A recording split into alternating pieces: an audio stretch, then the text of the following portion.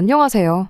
소고기 좋아하는 예비시댁 때문에 파혼을 결정한 저의 이야기를 해보려고 이렇게 저희 사연을 적어보내게 되었습니다.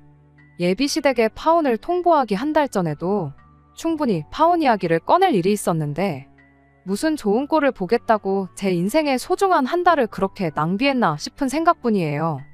세상에 시집살이가 하고 싶어서 결혼을 하는 사람은 모르긴 몰라도 아마 이 세상에 단 한 명도 없을 겁니다. 하지만 혹시나 내가 결혼할 집이 말로만 듣던 시월드는 아닐까 걱정하는 사람은 많을 거예요. 저 또한 그런 사람들 중에 한 명이었지요. 만에 하나 이혼을 하게 된다면 남편하고 문제가 있어서 하는 게 정상이지. 두 사람은 아무 문제 없는데 시댁 식구들 때문에 이혼하는 건 정말 말도 안 되는 일이라 생각했죠. 남자친구와 결혼 이야기가 오가기 시작하고 나서 대놓고 너네 집이 시월드냐고 물어볼 수는 없는 노릇이다 보니 우연을 가장해 남자친구에게 유튜브에 올라온 다른 분들 사연 같은 걸 이래저래 틀어줬던 적이 있어요. 그리고 어머님도 혹시 이러시냐 하고 은근슬쩍 물어봤었죠.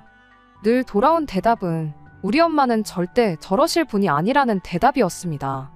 그런데 생각해보니 자식 입에서 우리 엄마 시월드 시어머니다 하는 대답 듣는 게 더 어렵겠구나 싶었습니다. 한편으로는 제가 너무 속물 같아 보이기도 했지요. 우리 엄마도 남자친구한테는 혹시나 첫자 장모님이 될 수도 있는 거잖아요. 게다가 저도 아래로 남동생이 한 명이 있는데 말인즉슨 저 또한 누구한테는 신우가 될 사람이고 저희 어머니 또한 누구한테는 시어머니가 된다는 소리잖아요. 사람이 느끼는 게 상대적이다 보니 저는 정말 우리 집만한 집이 세상에 또 어딨냐 생각해도 누군가에게는 우리 집이 시월드라고 느낄 수 있는 거 아니겠어요? 그렇다 보니 직접 당해보기 전까지 모르는 일을 두고 결혼을 할지 말지 정하는 것도 우스운 일이라고 생각했어요. 그렇게 2년이라는 연애 기간 끝에 남자친구와 결혼 준비를 시작하게 되었습니다. 다들 그렇게 하듯이 남자친구를 저희 집에 먼저 인사시켰어요. 저희 아버지는 시간을 내기 조금 그래서 저희 어머니하고 동생하고 이렇게 넷이서만 만나게 되었습니다. 자리는 상당히 분위기가 좋았고 무엇보다 동생하고 남자친구가 죽이 잘 맞는 것 같아 기분이 좋았습니다.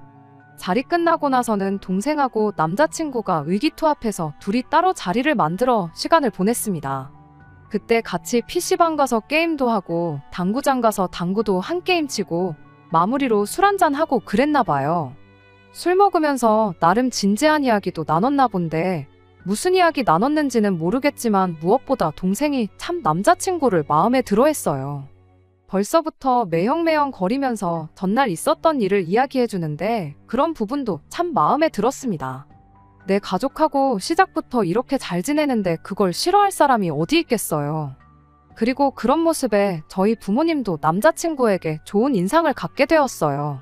처음 예비시댁에 인사를 드리고 왔을 때만 해도 저희 가족들이 남자친구에게 좋은 처가 식구들이 되리라 믿어 의심치 않았던 것처럼 저 또한 저희 예비시댁 사람들이 저에게 좋은 가족이 되어주겠구나 하는 생각을 했어요. 조금 수다스럽긴 하지만 싹싹해 보이는 예비신우에 여자들끼리 시간 보내라고 두 아이들 돌보는데 여념이 없던 예비시매부. 그렇게 두 사람만 봐도 이상적인 가정을 꾸리고 있구나 하는 생각이 들었고 조금 무뚝뚝해 보이긴 했지만 예비며느리 온다고 상다리가 휠 만큼 진수성찬을 준비해주신 예비시어머니 보고 내가 대접받고 있구나 하는 생각이 들었습니다.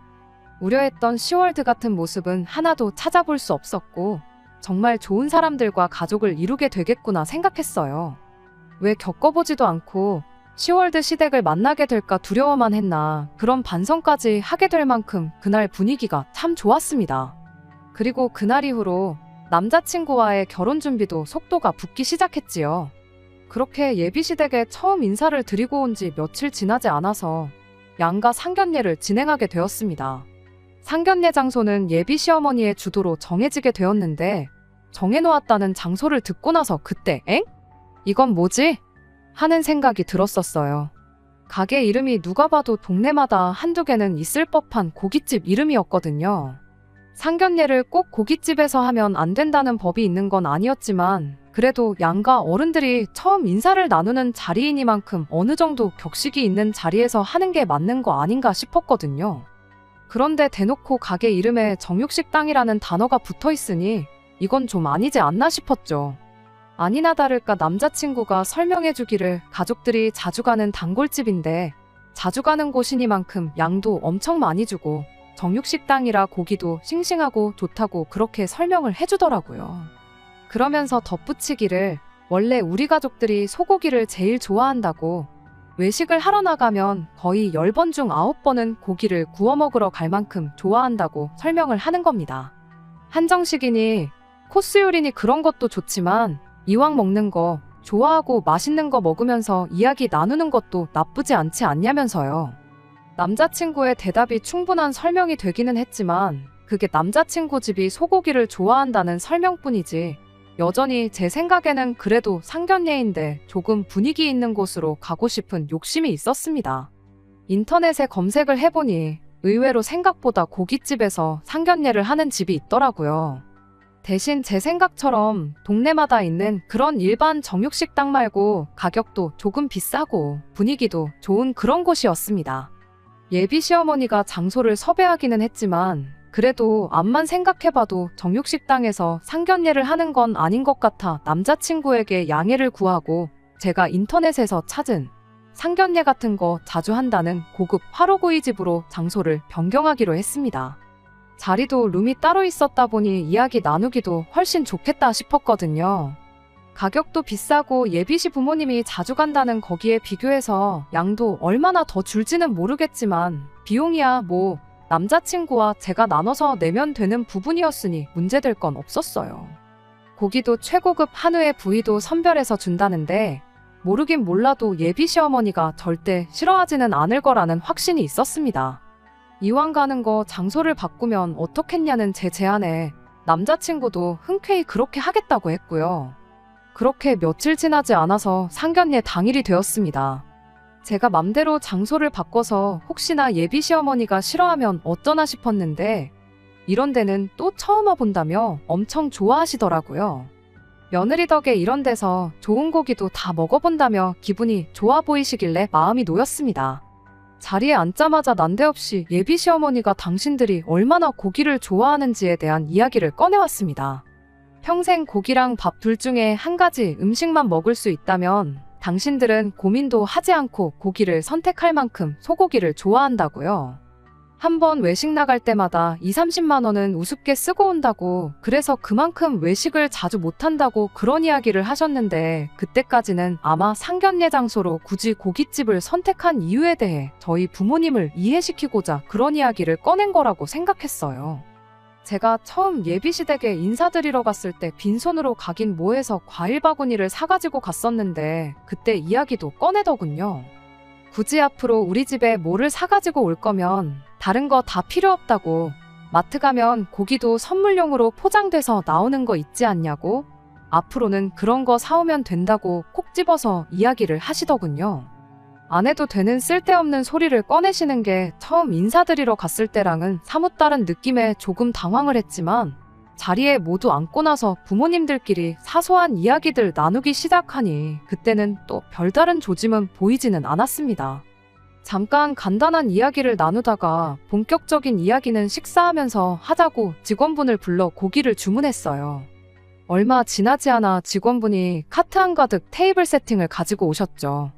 테이블에 빈자리가 보이지 않을 만큼 여러 가지 정갈한 밑반찬들이 상위에 깔리기 시작했는데 예비 시어머니가 직원분에게 말 한마디를 건네시더군요. 이런 쓸데없는 것들이 다 고깃값에 포함되어 있는 거 아니냐고 쌈채소만 남기고 싹 다 걷어가도 좋으니 고기나 몇 점 더 달라면서 말이죠.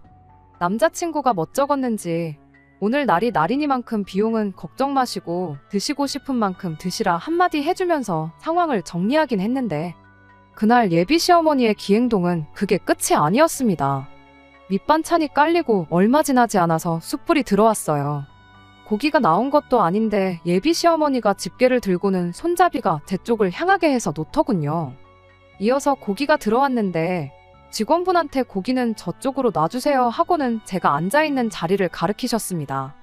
밑반찬 깔린 가지수가 워낙에 많았다 보니 어수선한 게 싫어서 그러시는 건 줄 알았는데 그게 아니었어요. 그 자리에서 고기는 당연히 예비 며느리가 구워야 한다는 일종의 사인이나 마찬가지였지요. 하지만 애초에 예약한 곳이 가격이 있는 곳이었던 만큼 고기는 직원분께서 다 익을 때까지 구워주시는 그런 시스템이었다 보니 제가 고기를 구울 일은 없었습니다.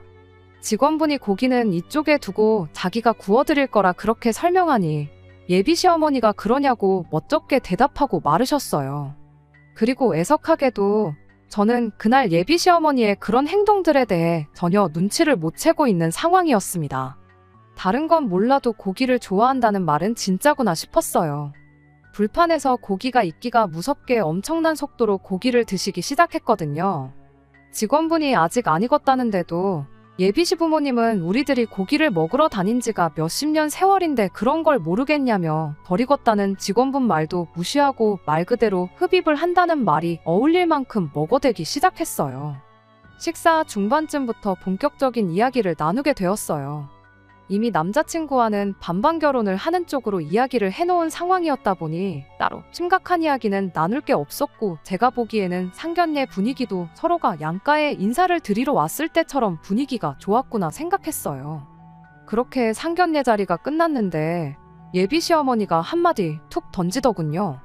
다른 건 다 좋은데 며느리가 구워주는 고기를 못 먹어본 게 아쉽다고요. 우리 집에서 이쁨 받으려면 고기를 잘 구워야 할 텐데 라는 예비 시어머니의 말 한마디가 끝나기 무섭게 저희 어머니께서 중간에 말을 가로채서 저 대신 대답을 하셨어요.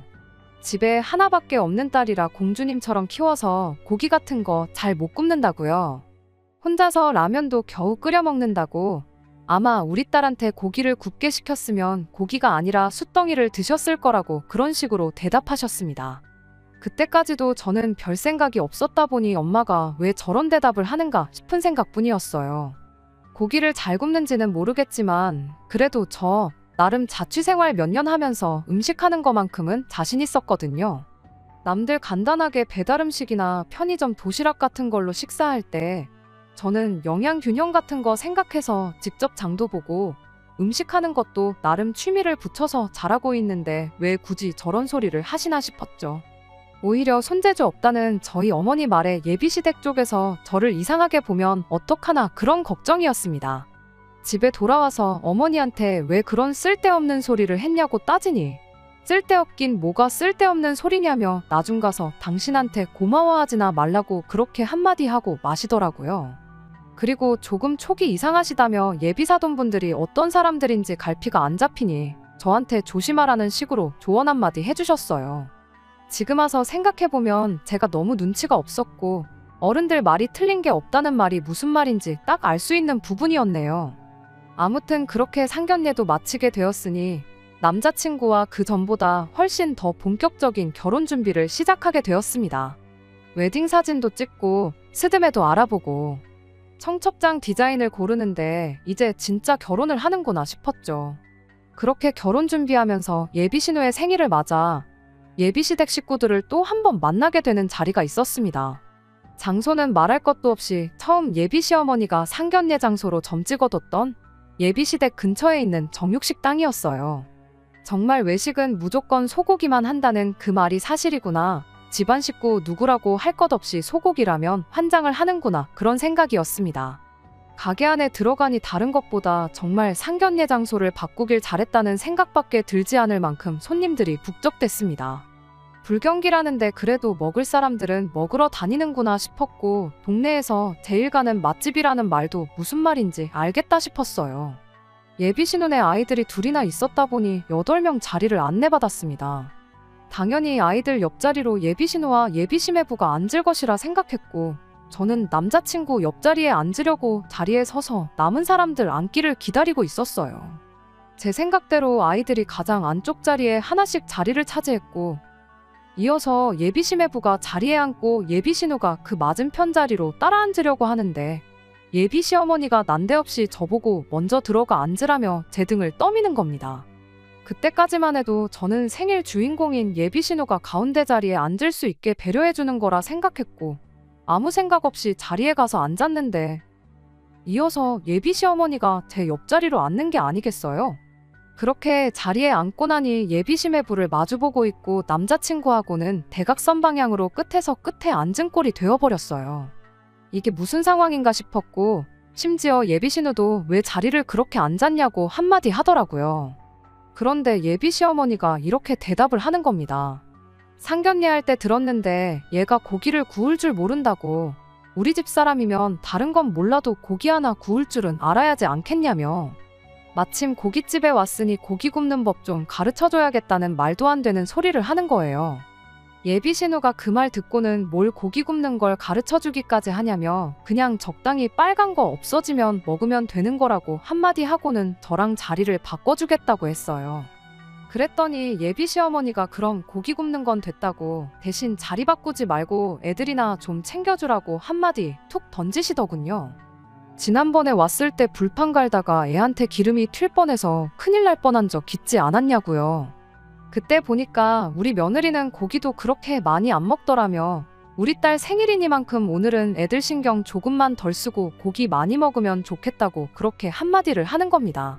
예비 신우가 기겁을 하면서 우리 애를 왜 저한테 보게 시키냐며 정색을 하면서 억지로 저랑 자리를 바꿔줬어요. 시어머니는 못마땅했는지 그럼 우리 아들이라도 고기 실컷 먹게 불판에서 가까운 자리로 앉으라며 저랑 자리를 바꿔주시더군요. 솔직한 말로 기분이 썩 좋은 상황은 아니었지만 그때는 왜 이런 예비 시어머니의 행동들을 제가 결혼 준비 전부터 우려하던 시월드 시짜짓이라고 생각을 못했는지 아직도 모르겠습니다. 적어도 예비 신우가 정상적인 사람이라 그렇게 생각을 못했던 건지 아니면 처음 인사드리러 갔던 날에 저한테 잘해줬던 첫 인상 때문에 그랬던 건지 당연히 당신 배불러 낳은 딸의 생일이니만큼 딸이 다른 거 신경 안 쓰고 맛있게 밥 먹고 갔으면 하는 생각에 그런 말이 나왔던 거라 생각하고 말았습니다. 사실상 그때가 예비 시어머니의 본성을 눈치채고 한 달이나마 일찍 파혼을 해서 시간 낭비라도 하지 않을 기회였는데 말이에요. 식사 마치고 집에 돌아와서 어머니한테 그날 있던 일을 이야기했어요. 어머니는 그럴 줄 알았다며 안 그래도 상견례 할 때 조금 쎄했다고. 예비 사돈이 유별나도 너무 유별난 것 같다고 당신들 있는 자리에서도 며느리 고기 굽는 거 못 봤다느니 어쩐다니 그런 이야기 꺼낸 사람인데 조금 조심해야 하는 거 아니냐며 아예 결혼부터 다시 생각해보는 건 어떻겠냐고 걱정 어린 조언 한마디를 해주셨죠. 저는 그 와중에 저희 어머니의 조언을 귀담아 듣지 않고 오히려 어머니를 원망했습니다. 엄마가 그때 괜히 쓸데없는 소리를 해가지고 고기 굽는 방법을 알려주겠다는 소리가 나온 거 아니겠냐고요. 이제 와서 고기 굽는 게 사실 자신 있다고 말하면 그것도 이상한 거 아니냐고 엄마 때문에 첫 단추부터 아주 꼬이게 생겼다고 그렇게 이야기했는데 파혼하고 나서 죄송하다고 엄마 말이 다 맞았다고 사과를 드렸지만 시간을 돌릴 수만 있다면 그날로 돌아가서 바로 그날 그 자리에서 예비 시모한테 이게 결혼 전부터 뭐 하는 짓이냐고 파혼 선언을 하고 싶은 심정이에요. 그랬다면 제가 어머니한테 그런 말도 할 필요가 없을 테니까 말이에요. 아무튼 그런 일이 있었음에도 불구하고 남자친구하고는 계속 사이가 좋았다 보니 결혼 준비를 하는 데는 큰 문제가 없었습니다. 그런데 사실 저희 어머니 말이 맞았고 제가 예비시모 자리가 진짜 말로만 듣던 시월드 시자 자리구나 하는 걸 깨닫게 만드는 다른 일이 생기게 되었어요. 한참 회사에서 일하고 있던 어느 날이었습니다. 난데없이 예비시어머니한테서 톡을 하나 받게 되었어요. 퇴근하면 집으로 좀 오라는 이야기였죠. 저희 집이 시댁과 완전 반대 방향이거든요. 안 그래도 회사에서 집까지도 거리가 좀 되는 편인데 저녁에 예비시댁에 갔다가 집에 가면 밤 12시는 되겠다 싶어서 조금 그랬어요. 미리 약속이 되어 있는 상황이라면 당연히 가겠지만 갑자기 밑도 끝도 없이 오라고 하니까 왠지 가고 싶지가 않더라고요. 게다가 그 주에 회사 일도 엄청 바빴고 야근도 많았거든요.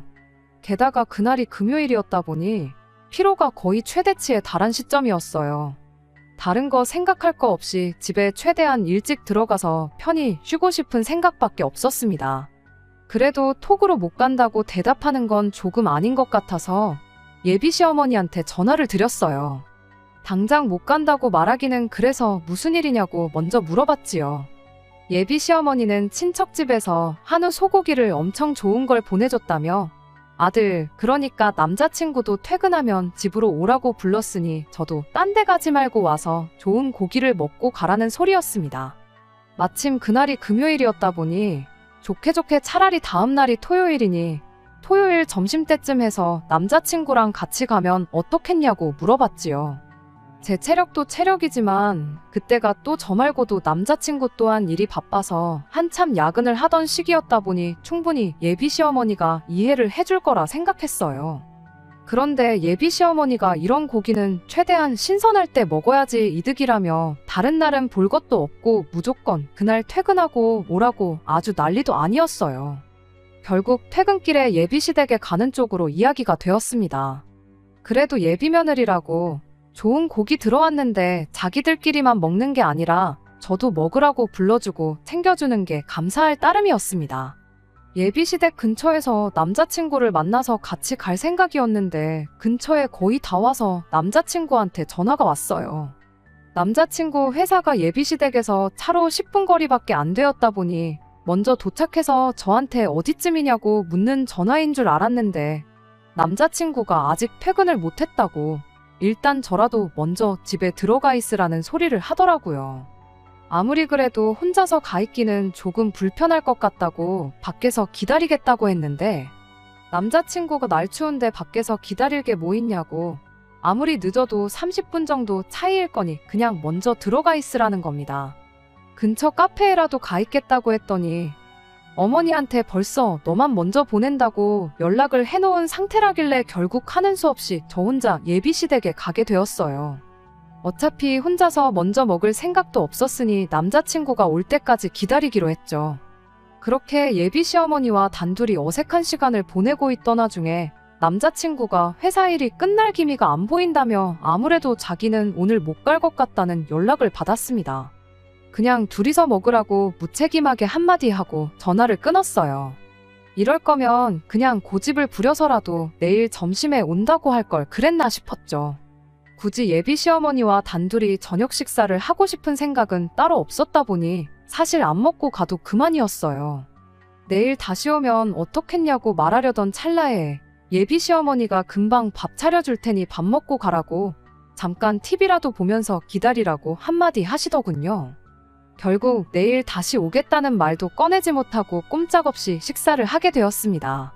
제가 뭐 도와드릴 거 없냐고 물었더니 금방 차리니까 도와줄 필요 없다고 한사코 제 도움을 거절하시길래 그냥 멍하니 앉아만 있었네요.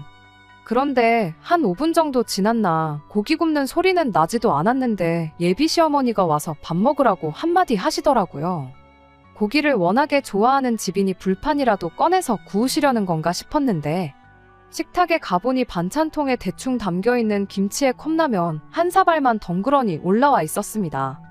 이게 무슨 상황인가 싶었는데 예비 시어머니가 나는 벌써 고기 질리게 먹었고 너 혼자만 먹으면 되는데 어차피 한 가족 될 사람들끼리 번거롭게 상 차릴 필요가 뭐가 있느냐며 제 앞에 즉석밥 하나를 꺼내주고는 밥 말아 먹고 싶으면 이거 데워서 말아 먹으라고 엄청 선심 쓰듯 한마디 하고는 저 혼자 내버려두고 예비 시어머니는 혼자 TV를 보러 거실로 쓱 하고 나가는 겁니다. 일단 식탁에 앉기는 했는데 이게 무슨 상황인가 싶고 정말 오만 가지 생각이 다 들었어요. 그리고 그때 깨달았죠. 제가 워낙에 시월드 시자 시어머니 만나는 걸 걱정했던 게 오히려 저한테는 독이 되었단 걸 말이에요. 친정어머니 조언도 그런 게 아니라고 부정하고 애써 저 혼자 우리 예비 시어머니는 좋은 사람일 거라 자기 최면을 걸고 있었을 뿐이었던 거예요. 이미 상견례 때부터 조짐을 보였고 예비 신우 생일 때는 아예 대놓고 결혼 전부터 시짜짓을 했던 건데 저 혼자 그런 게 아니고 다 이유가 있어서 그런 거라고 혼자서 예비 시어머니를 좋은 예비 시어머니로 만들려고 노력했던 제가 다 바보 같더군요. 컵라면이 다 불어터질 때까지 한 젓갈도 뜨지 않고 가만히 자리에만 앉아 있었어요. 그러던 와중에 현관문이 열리는 소리가 나더군요. 현관문을 열고 들어온 건 야근 때문에 못 올 것 같다던 남자친구였습니다. 회사 일이 생각보다 금방 끝나서 저희한테 따로 연락할 틈도 없이 곧바로 달려왔다고 하대요. 남자친구가 TV 앞에 앉아있는 예비 시어머니를 한번 보고 앞에 컵라면 놓고 앉아서 똥 씹은 표정으로 앉아있는 저를 보고 대번에 상황 파악을 한 건지 당장에 표정 관리를 못하고 어쩔 줄을 몰라 하고 있더군요. 예비 며느리 고기 준다고 불러놓고 컵라면을 먹이고 있는 모습을 아들한테 들켰으면 당황할 법도 한데 예비 시어머니는 그런 기색조차 보이지 않고 저한테 한마디 하시더군요. 냉장고 열어보면 고기 있으니까 그거 꺼내서 아들 고기 좀 구워주라고요. 그 말을 들으니 애초에 아들한테 좋은 고기 먹여줄 생각밖에 없었던 거고 굳이 저까지 부른 건 아마 모르긴 몰라도 그 잘난 고기 굽는 법을 이번에야말로 가르쳐 주려고 부른 거구나 하는 생각 말고는 달리 다른 생각이 들지 않았습니다. 아무리 제가 우습게 보였어도 거기서 남자친구 먹으라고 고기를 꺼내 구워주었으면 사람이 아니죠. 더럽고 치사해서 나는 밥 먹을 생각 없다고 보아하니 아줌마 아들 혼자만 밥 먹으면 되는 것 같은데 가족한테 번거롭게 고기까지 구워줄 필요가 뭐가 있냐고. 마침 손도 안 댄 컵라면이 그대로 있으니 그거 먹으면 딱 좋겠다 말하고 다 불어터진 컵라면을 남자친구 앞으로 밀어줬어요. 그러고도 속이 풀리지 않아서 먹고 싶으면 데워 먹으라던 즉석밥 포장 뜯어서 데우지도 않고 그대로 풍덩 컵라면 용기 위에다가 부어버리고 자리에서 일어났습니다. 예비 시어머니가 그걸 보더니 지금 시어머니 앞에서 뭐 하는 짓이냐며 저한테 고래고래 성질을 부리더군요. 그래서 제가 한마디 했어요. 내 시어머니가 어디 있냐고, 내가 미쳤다고 이런 집에 시집와서 며느리 노릇을 하겠냐고 딱 잘라 한마디 했죠. 예비 시어머니가 당장 나가라고 소리를 지르는 와중에 아줌마 아들이 이거 다 먹는 거 보기 전까지는 나갈 생각 없다고 그대로 자리에 버티고 서 있었습니다. 남자친구는 그 와중에 그래도 어떻게 상황을 해결해 보겠다고 그 다 불어터진 라면에 말라비틀어진 즉석밥을 억지로 컵라면 국물에 적셔서 먹는 신용을 하기 시작했어요. 애석하게도 예비 시어머니 성화에 결국 남자친구가 꾸역꾸역 억지로 먹는 꼴은 끝까지 보지 못하고 집에서 나와야 했습니다. 지하철 타고 집에 가는 길에 남자친구한테 정말 단 1초도 쉬지 않고 계속해서 전화가 왔어요. 1시간 동안 무시했는데도 계속 전화가 오길래 전화 받아서 나한테 더 이상 전화하지 말라고, 결혼도 없던 일로 할 거고 그동안 결혼 준비한다고 예약해놓은 것들도 하나씩 다 취소할 테니 그때 위약금이나 늦지 말고 보내라고 한마디 해주고 전화 끊어버렸습니다. 집에 돌아와서 어머니한테 무슨 일이 있었는지 이야기해드리고 제가 엄마 말 안 듣고 고집 부린 거 죄송하다고 사과드렸어요. 어머니는 달리 다른 말은 하지 않으시고 그래도 마지막에는 한 방 먹여주고 온 건 참 잘했다며 남이 자식 찬밥 대우하면 지 자식도 찬밥 대우 받는 거 이번에 배웠을 테니 너무 억울해 말라고 저를 위로해 주시대요. 남자친구가 저한테 수십 번 전화할 용기는 있어도 저희 집까지 찾아올 용기는 없었던 걸까요? 그렇게 며칠이 지나도록 남자친구는 제게 전화랑 통 몇 개만 보낼 뿐 어떻게 저희 집까지 찾아와 해명하고 이 상황을 나서서 해결해 보이겠다는 의지를 보여주지 않았어요. 그걸 보니 파혼하길 잘해도 100번 잘했다는 생각이 들었습니다. 나중에 저희 회사까지 찾아온 사람이 한 명 있었는데 그건 예비 시어머니도 아니고 남자친구도 아닌 저의 예비 신우 될 뻔했던 남자친구의 누나였어요. 자기 생일날 있었던 일을 가지고 남자친구한테도 한마디 했고 예비 시어머니한테도 그러지 좀 말라고 한마디 하기는 했는데 상황이 이렇게 된 게 참 유감이라고. 자기가 조금 더 신경을 쓰고 이런 일이 없게 했었어야 했는데 면목 없다고 사과를 하더라고요. 그러면서 동생, 그러니까 남자친구가 아주 엄마랑은 안 보고 살겠다고 집안 분위기가 말도 아니고 예비 시어머니도 나름 이번 일을 계기로 반성을 많이 하신 것 같은데 어떻게 다시 동생하고 잘해볼 생각이 없냐고 물어오대요. 그나마 지난 시간을 돌이켜보면 이 집에서 제일 정상적인 사람이었고 저한테도 잘해준 사람이기는 했지만 제가 예비 신우랑 결혼해서 같이 사는 것도 아닌데 조금 잘해준 거 가지고 기어이 끝이 보이는 이 결혼을 다시 긍정적으로 생각해볼 이유가 하등 없었습니다. 그렇게 확고한 제 생각을 다시 전하고 남자친구하고 결혼은 완전히 없던 일이 되었어요. 지금은 다 털어냈고 속이 다 후련할 따름입니다.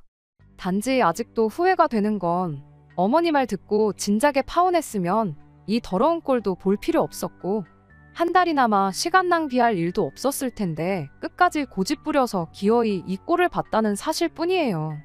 어른들 말 들어서 손해볼 게 없다는 말이 이제는 확실히 이해가 갑니다. 다음번에는 적어도 같은 실수를 하지 않게 되었으니 이 또한 그냥 인생 경험이다 생각하고 앞으로 잘 될 일만 생각하려고요. 끝까지 들어주셔서 감사합니다. 오늘의 사연은 여기까지입니다. 구독과 좋아요, 알람 설정 부탁드리고 더 좋은 사연으로 다시 찾아뵙겠습니다. 감사합니다.